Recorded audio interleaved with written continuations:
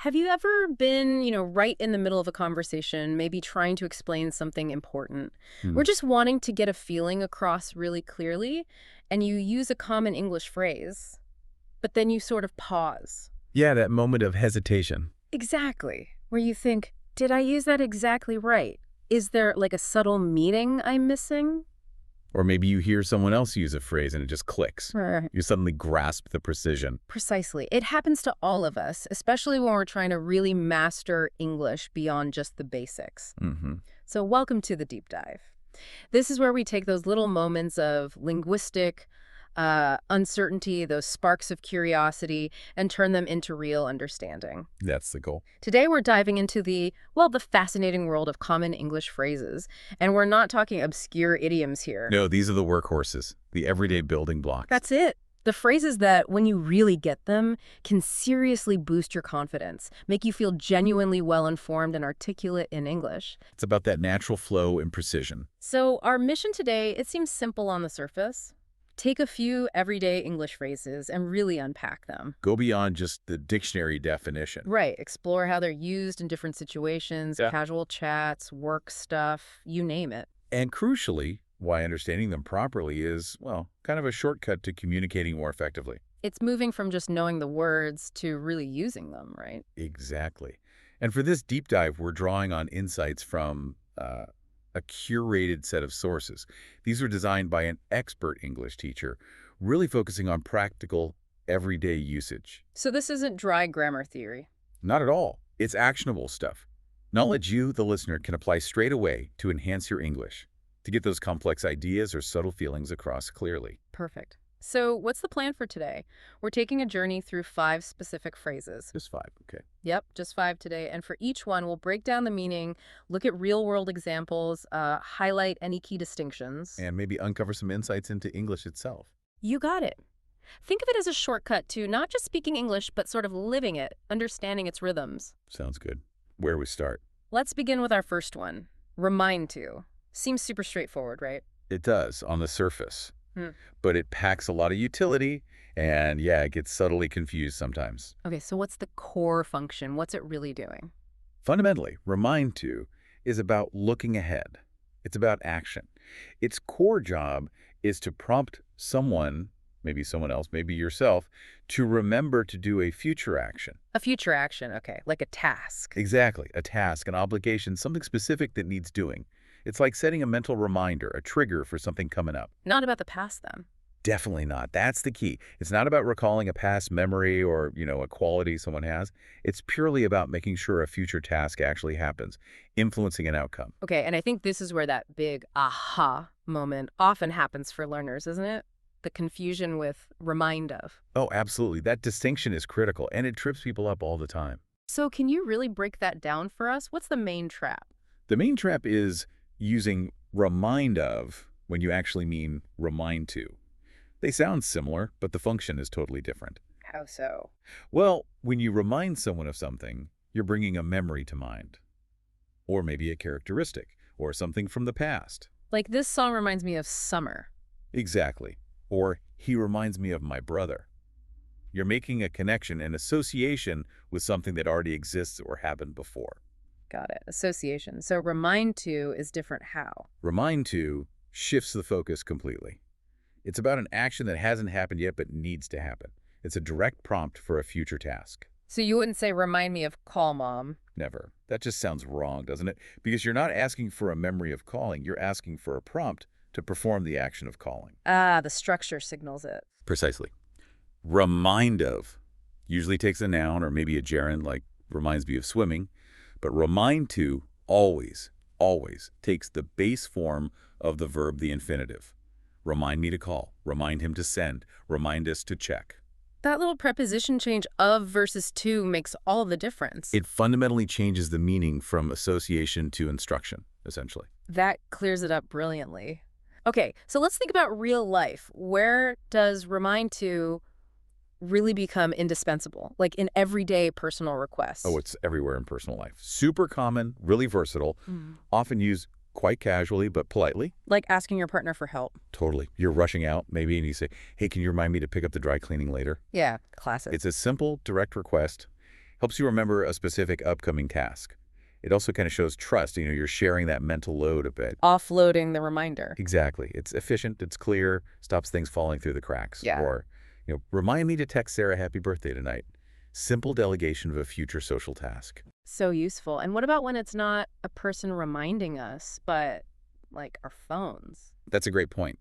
It shows how deep this concept runs. Our tech is constantly doing the job of remind to. Like calendar alerts. Perfect example. My phone alarm reminds me to take my meds every morning. Or my calendar reminds me to join that meeting. The tech is the reminder. Right. It acts as the agent, proactively prompting the action.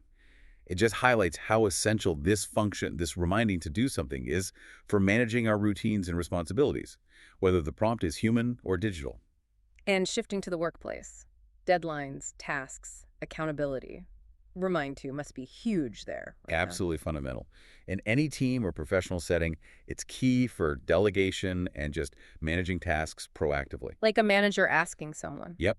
A project manager might say, please remind the team to submit their proposals by Friday. It's an instruction, but sounds polite. Exactly. It's clear, ensures accountability for the deadline, but it's softer than a direct command. It's a gentle nudge, a follow-up. Less like micromanaging. Right. It fosters that shared responsibility. Let's make sure this happens. Or even, could you remind me to send out those minutes? That empowers someone else to help manage the manager's tasks too. Builds collaboration. I like that collaborative angle. And what about when we're just talking to ourselves? I find myself doing this mentally. You and everyone else. We constantly use remind to internally for planning, self-correction, managing our own stuff. Like note to self. Pretty much. You think, I need to remind myself to check that email later. Or, okay, must remind myself to pack that report for the meeting. Organizing our own thoughts. It's a key self-regulation thing. Helps us stay organized, stay on top of our own to-do lists, especially when there's no one else around to prompt us. It's that mental note emphasizing a future action. It really is incredibly versatile, from asking your roommate to grab milk, to managing project deadlines, to just organizing your own brain. Okay, let's quickly recap the grammar. You said remind plus person plus to plus base verb. Any other key points? That structure is the main thing. Remind me to call. Remind Sarah to finish. The object, the person being reminded, comes right after remind. Then to, and the simple verb form. And the pitfall is confusing it with remind of. That's the big one. And also sometimes confusion with remember to. Ah, right. What's the difference there? Remember to means you recall the action yourself. I must remember to buy milk. The responsibility is on your own memory. Okay. But remind me to buy milk means you're asking someone else, or something else like your phone, to trigger your memory. You're outsourcing the prompt. So it's about who's doing the remembering or prompting the remembering. Exactly. That distinction is vital for clarity about responsibility. Okay, so wrapping up remind to, why is really getting this phrase right such a superpower for our listeners? What's the big payoff? It's just foundational for clear, polite communication about getting things done. Using it well prevents confusion, ensures tasks happen, smooths out planning and working together. Makes things more efficient. Definitely. It's a polite way to delegate, follow up, offer help, manage your own tasks. It builds your reputation as someone who's clear, reliable, organized. So not just grammar, but practical life skills. Absolutely. It's a cornerstone for navigating daily life and work effectively. It helps turn intentions into actions. Fantastic. A really thorough look at remind to. But, life isn't always about smoothly planning future actions. Sometimes things just get annoying repeatedly. We've all been there. And when that irritation builds up, when you've just had enough, there's a phrase that captures it perfectly. Fed up with. It feels strong, but what exactly is that feeling? Fed up with is definitely strong. It's not just mild annoyance. It expresses a really intense irritation, deep frustration, maybe even exasperation. Caused by something ongoing. Yes, that's key. It's caused by something that's been happening for too long or too often, or it's just reached an unbearable point. It signals your patience is completely gone. You've hit your limit. So it's not a fleeting thing. It's built up. Precisely. It implies this sustained displeasure that's finally boiled over. And usually it leads to a strong desire for change, or for the situation to just stop. The pressure cooker analogy works well. It really does. At that point where you just can't take it anymore. So let's explore that. Where do we see fed up with in action? Maybe starting with annoying personal habits. Oh, that's a very common use. Yeah. Describing frustration with someone's persistent behavior, like, honestly, I'm fed up with his constant complaining. Okay, implies it happens all the time. Exactly. It's not new, it's chronic. Yeah. And it's worn you down. Saying you're fed up with it is a strong statement. It suggests you're not willing to tolerate it much longer. Might lead to a confrontation. Could do, or at least a serious conversation. It highlights that exhausting, cumulative effect of a negative pattern, something many of us experience in relationships, right? Definitely. We've all got that neighbor or that coworker. Okay, what about things outside our control? External stuff that just grates on us? Yeah, absolutely. Like, imagine nonstop construction noise. She's completely fed up with the noise from the construction site next door. Not just the first day's inconvenience. No, it's the relentless, ongoing noise, maybe for weeks or months, that's become unbearable.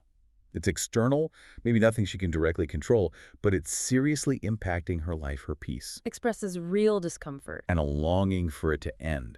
It's perfect for those external stressors that just wear you down over time. And at work, repetitive tasks, monotony. Oh, for sure. When a job becomes really monotonous, fed up with, captures that deep dissatisfaction. Like in a team meeting. Yeah, someone might say, look, we're all fed up with doing the same data entry day in, day out. It conveys collective exhaustion, maybe feeling undervalued. A desire for something more meaningful. Exactly. It speaks to that psychological toll of monotony, potential burnout. It's often a signal that something needs to change: innovation, automation, different tasks. It's a common feeling when talking about job satisfaction or lack thereof. And can it apply to bigger things, like societal issues? Spot on. It scales up really well. You can use it for broader frustrations. For instance, people are fed up with the traffic congestion in this city. Not just one bad commute. No, it's the chronic daily gridlock affecting everyone's quality of life, productivity.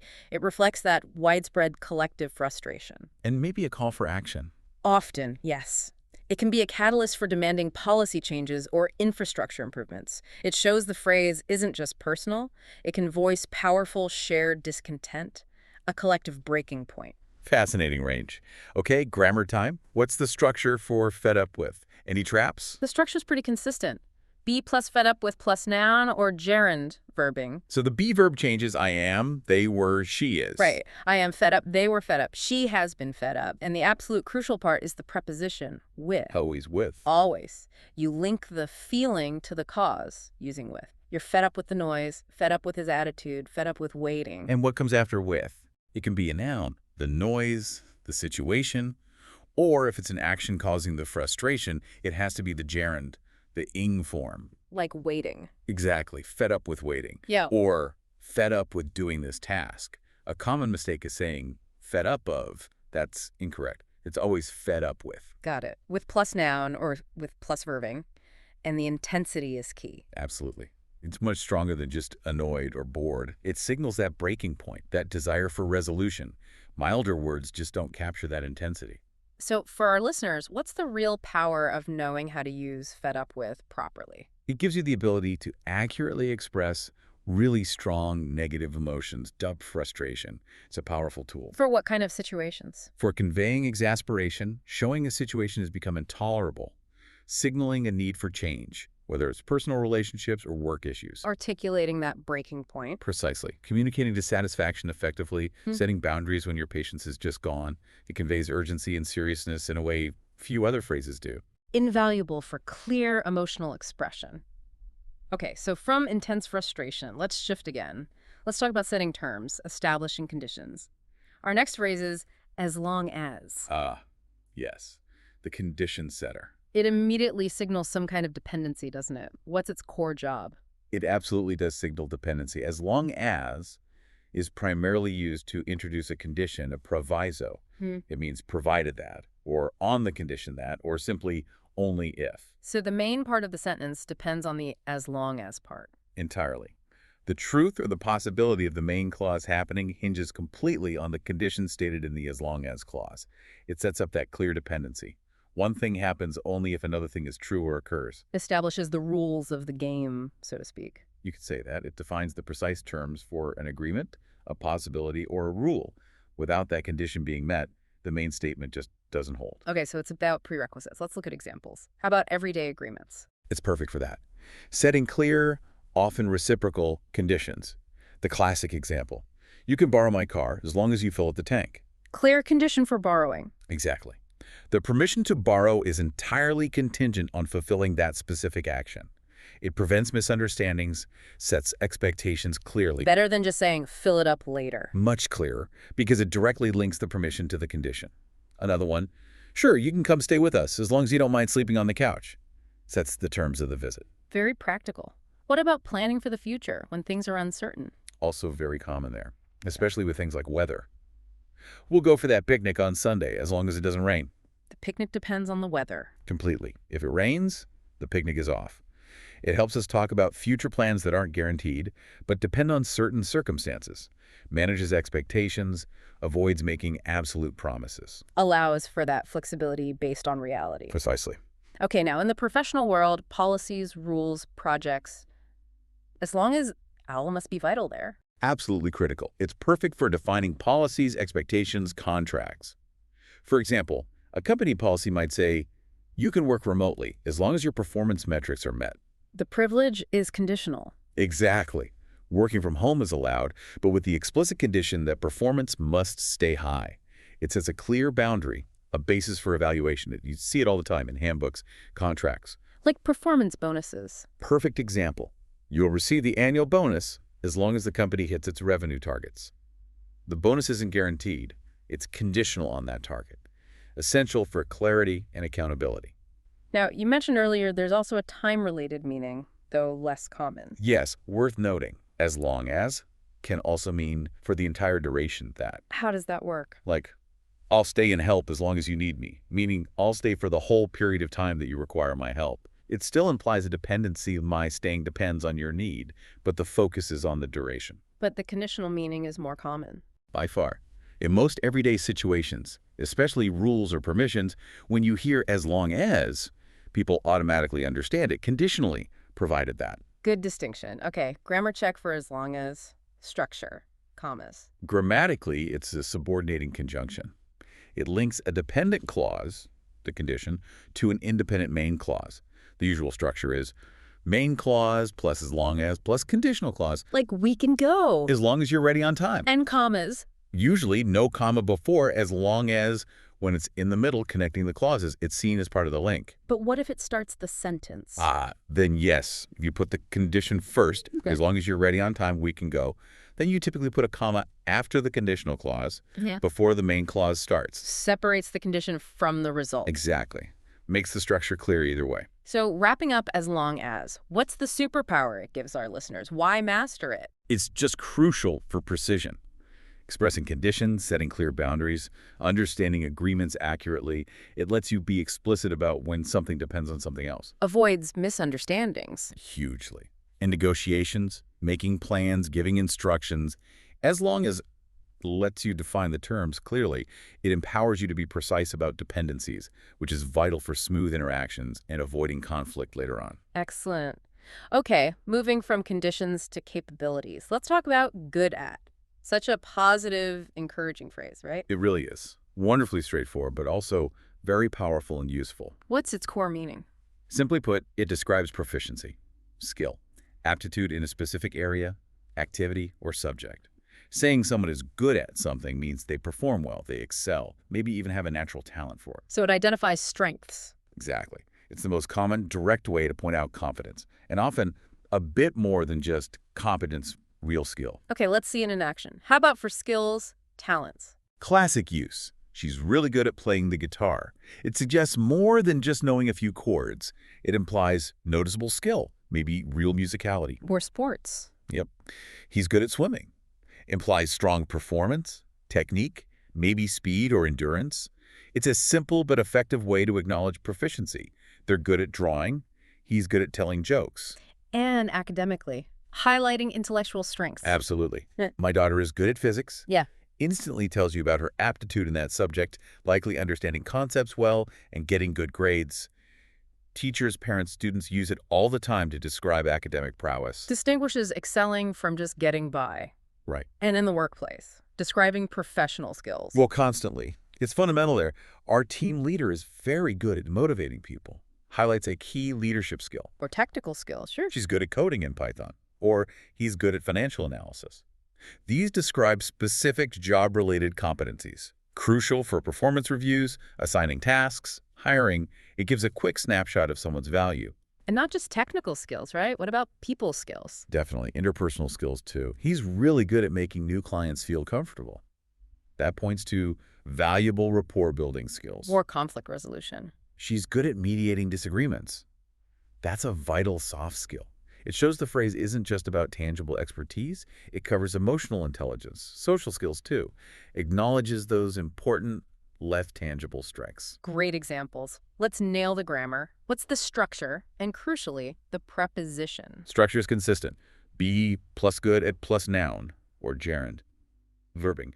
The be verb changes as needed. I am good, they were good, etc. And the preposition. This is the key one. Absolutely key. It's always at, good at. Learners sometimes mistakenly say good in math or good on playing piano. Nope. It's good at math, good at playing the piano. So at plus a noun or at plus the ing form? Exactly. Good at languages, noun. Good at writing, gerund verbing. If it's an action, use the ing form. Good at cooking, not good at cook. And can things be good at stuff too? Not just people. Good point, yes. This software is good at detecting errors. Or, this car is good at handling sharp turns.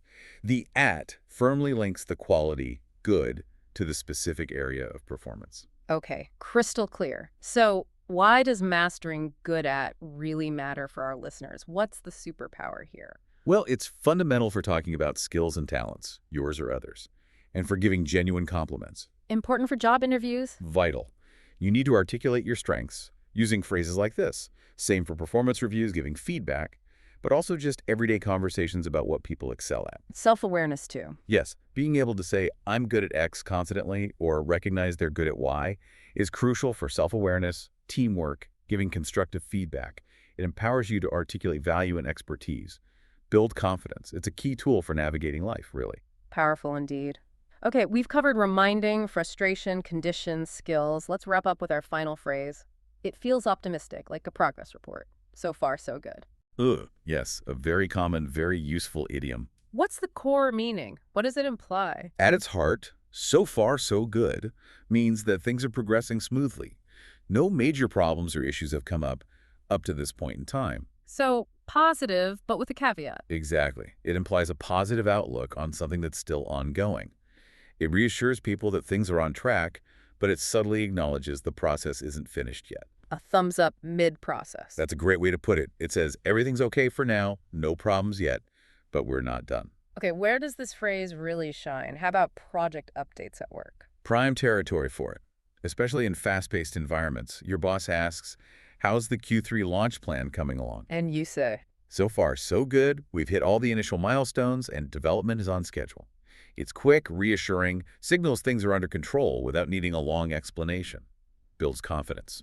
Manages expectations too, implies progress, not completion. Precisely. What about personal goals, like fitness or learning something new? Works perfectly there too. A friend asks, how's the guitar practice going? You might say, so far so good. I can finally play that tricky chord progression. Shows progress without setbacks. Right. It conveys steady progress, optimism about reaching the goal, even though the journey isn't over. It's a brief, positive status report. How's the novel writing? So far, so good. Just finished chapter 5. And adjusting to something new, like a new city or job. Great context for it. It conveys adjustment is going well. How are you settling into London? So far, so good. Still learning the tube map, but loving the vibe. Communicate smooth transition. Yeah, that the initial challenges are being managed. Things are generally positive, even if there's still more to explore or get used to. It says, it's working out well, feeling optimistic. And just literally in the middle of doing something practical. Building furniture. Yes. Perfect mid-task update. Someone asks, finish that IKEA dresser yet? You wipe your brow and say, almost. So far, so good. No missing screws yet. Conveys competence, progress without disaster. Exactly. Shows things are unfolding as expected, no major hitches. It's a little reassuring nod to yourself and whoever asked. Such a handy, reassuring phrase. Grammatically speaking, what's interesting about so far, so good? Well, it's primarily a fixed idiom. The words rarely change. And it often functions as a complete sentence, usually a direct response to a question about how things are going. Very concise. Incredibly concise. 4 words, pack a whole status update. The so far part is key.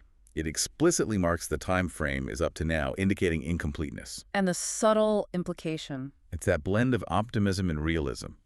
It's positive about the current state, but it inherently acknowledges that the future isn't guaranteed.